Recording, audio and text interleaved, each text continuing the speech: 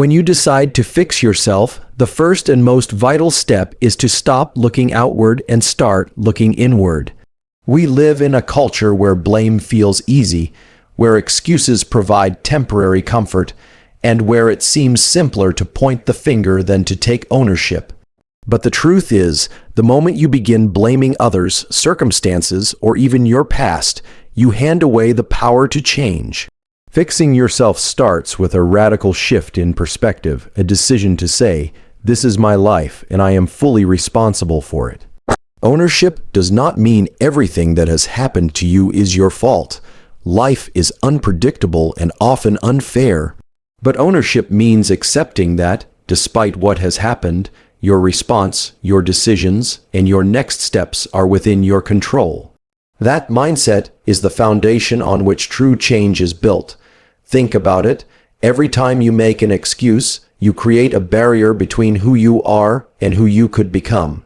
Excuses are seductive because they free us from immediate accountability, but they also lock us into patterns that never change.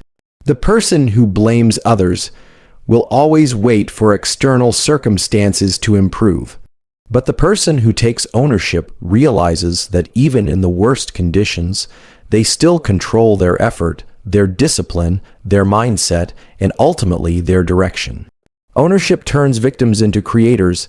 It transforms passive waiting into active building. When you take ownership, you stop asking questions like, "Why is this happening to me?" and start asking, "What can I do with this?"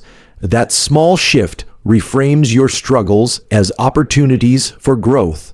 A breakup, a job loss, a failure, all of these can be reframed as moments to rise higher, to refine your character, and to prove to yourself that you are stronger than any circumstance. Ownership gives you the courage to face reality without denial and the strength to act without delay.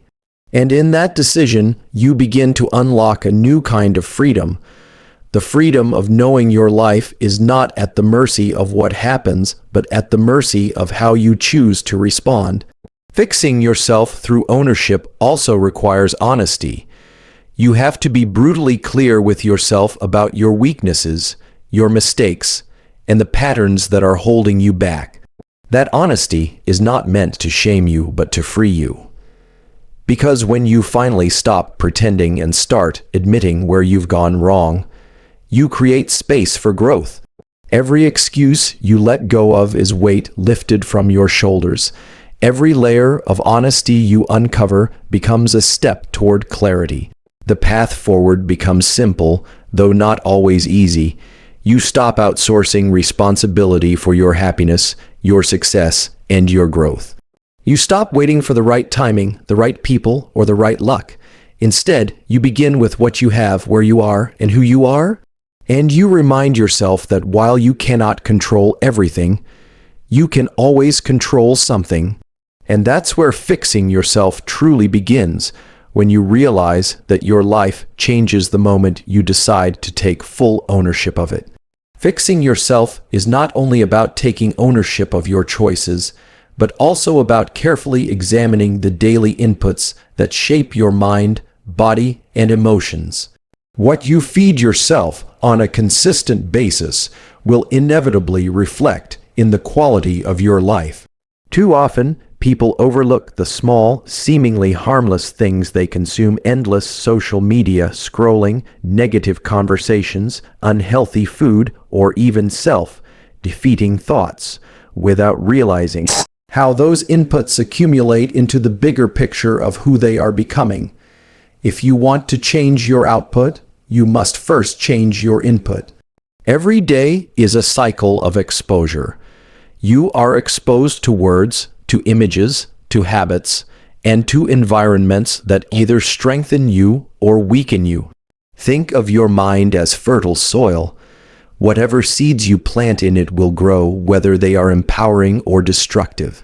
If all you feed your mind is noise, gossip, or fear-driven narratives, you cannot expect clarity, confidence, and growth to suddenly emerge.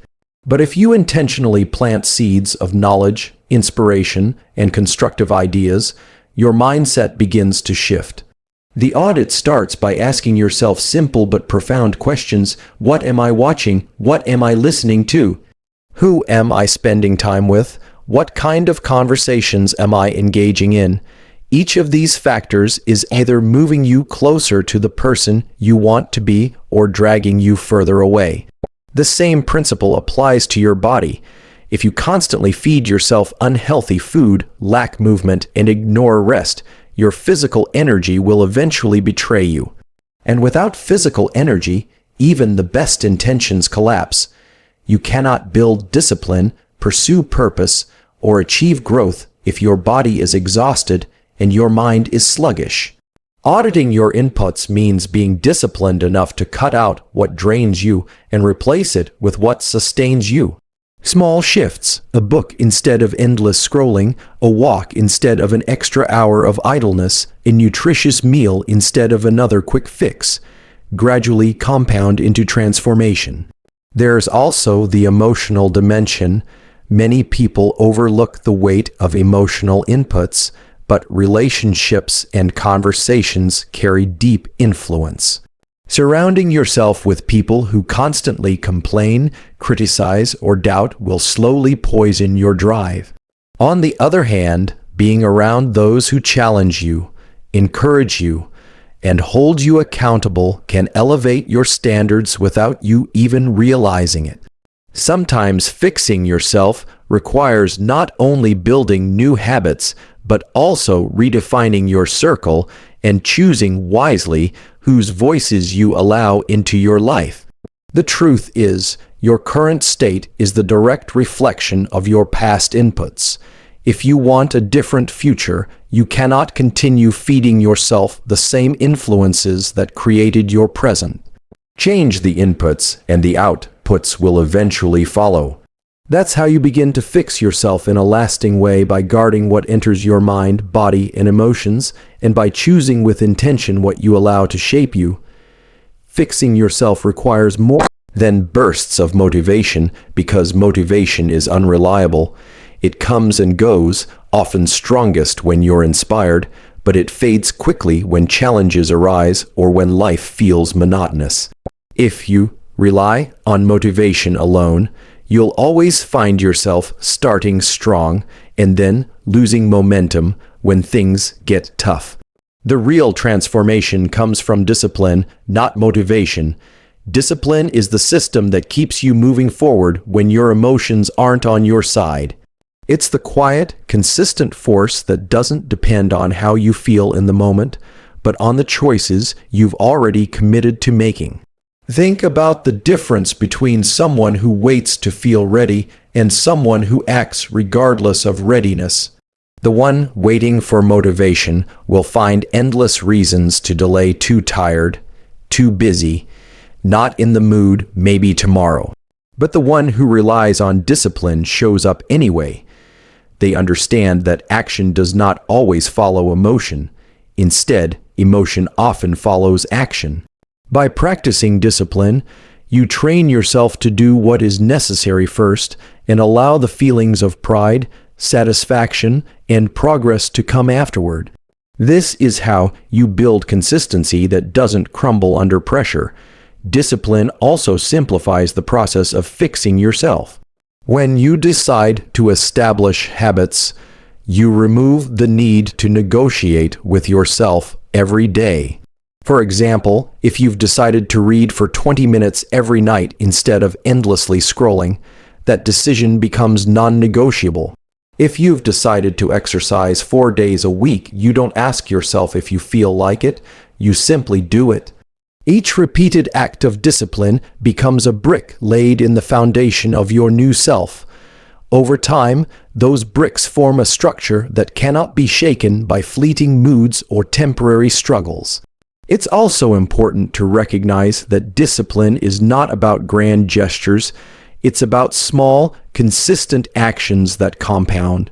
Fixing yourself doesn't mean you suddenly change everything overnight. It means you start with manageable steps that, repeated consistently, grow into powerful change. You may begin by replacing 10 minutes of distraction with 10 minutes of learning, or by committing to a short daily walk. These might seem insignificant in the moment, but when compounded over weeks, months, and years, they reshape not only your habits but your identity. You stop saying, "I'm trying to be disciplined," and you start saying, "I am disciplined." The beauty of discipline is that it frees you. At first, it feels restrictive because you're denying yourself the ease of laziness or indulgence. But over time, discipline becomes the pathway to freedom, freedom from regret, freedom from inconsistency, and freedom from the cycle of starting and stopping. When you choose discipline over motivation, you no longer depend on external bursts of energy. Instead, you rely on the internal systems you've built, systems that carry you through the highs and lows with unshakable consistency. And that consistency is what truly fixes you. Fixing yourself is not just about correcting flaws or breaking bad habits. It is about aligning your actions with a purpose that pulls you forward. Without a clear direction, even the best routines and disciplines can feel empty. You might work hard, stay consistent, and even achieve short-term success. But if your life is not connected to something deeper, it becomes easy to feel lost or unfulfilled. Purpose is the compass that gives meaning to the effort. It transforms discipline from a rigid routine into a meaningful pursuit. When you know why you are doing what you do, the struggle feels lighter, the sacrifices feel worth it, and the progress feels significant. Too often, people try to fix themselves by focusing only on what to avoid. Stop procrastinating. Stop being negative. Stop wasting time. While those steps matter, they are incomplete if you don't replace them with a vision of what you are moving toward. Purpose fills that gap. It is not always about grand missions or world-changing goals. Sometimes purpose is simply about becoming a healthier version of yourself, building a better life for your family, or using your gifts to serve others. What matters is that your purpose extends beyond comfort or convenience and gives you a reason to keep going when things become difficult. When your actions align with a long-term purpose, even setbacks start to look different. Failure no longer feels like a dead end, but rather a lesson along the way. Challenges become fuel, not roadblocks. For example, someone who exercises only to look good might quit when the results don't come quickly enough. But someone who exercises to stay strong for their children or to live a longer, healthier life is far more likely to stay committed because the purpose is bigger than temporary results. Purpose is what shifts your perspective from short-term gratification to long-term growth. Aligning with purpose also creates clarity. Without it, life feels noisy and overwhelming. You end up chasing too many things, spreading yourself thin, and never truly progressing. But once you define what truly matters, decision-making becomes simpler. You know what to say yes to and what to walk away from. You stop wasting energy on distractions that don't serve your vision. In this way, fixing yourself becomes less about controlling every detail and more about consistently returning to the bigger picture you have chosen for yourself.